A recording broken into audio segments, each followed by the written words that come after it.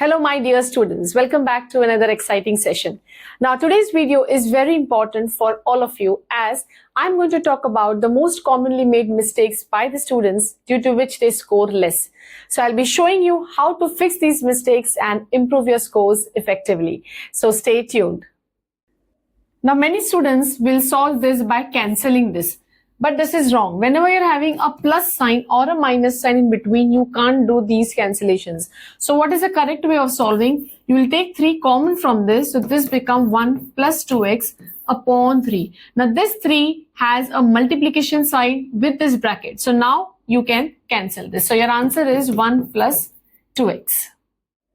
Now in this sum, many students will multiply this 3 with 8. So they'll be writing it as 3x plus 7x is equal to 24. But this is wrong. You can take this 3 on the other side only if it is common denominator to both these numbers. So what is the correct way to solve it? You first need to take the LCM to make this 3 common. So 3 3s is 9x plus 7x is equal to 8. So now this 3 can be multiplied with 8. So 9x plus 7x is equal to 24. And then you can solve it further. Now many students will solve this sum by taking this 8x on the other side. So then they'll be cancelling this x and therefore x is equal to 8. But this is the incorrect way of doing. So the correct way is you have to take x common. So this becomes x minus 8 is equal to 0. So this is x is equal to 0 or x minus 8 is equal to 0. So therefore x is equal to 8. So here you have two values. One is 0 and one is 8. Now here, many students write this as 5x square, that is 25x square, and 3 square, that is 9, which is wrong. So what is the correct way? You have to apply the identity. So it becomes 25x square plus the middle term, that is 5 3s are 15, 15 2s are 30, 30x plus 3 square, that is 9. Now the frequently observed mistake in prime factorization sums. So this is 2 5s are 10 and you make a mistake here by writing 8 directly, which is wrong. So what is the correct way? 2 5s are 10. This one is not divisible. So you will be writing 0. Then you'll bring down this 6, it becomes 16 and then 2 8s are 16.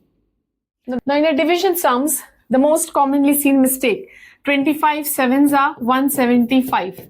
Right? You bring down this 5. So this 5 is not divisible by 25. So you put a decimal point. You write down here 0 and 25. 2s are 50.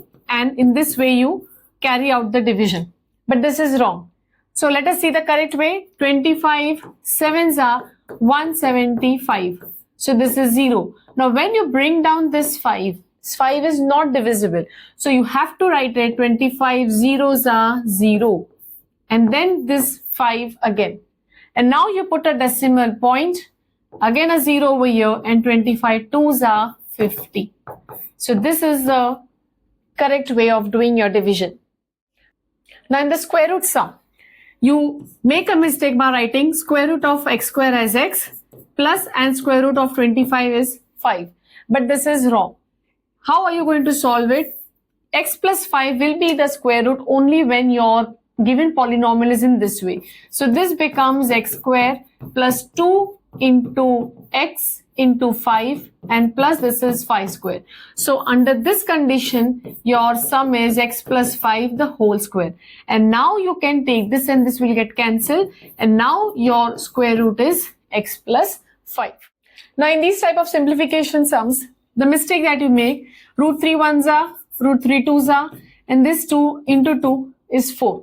So this is wrong.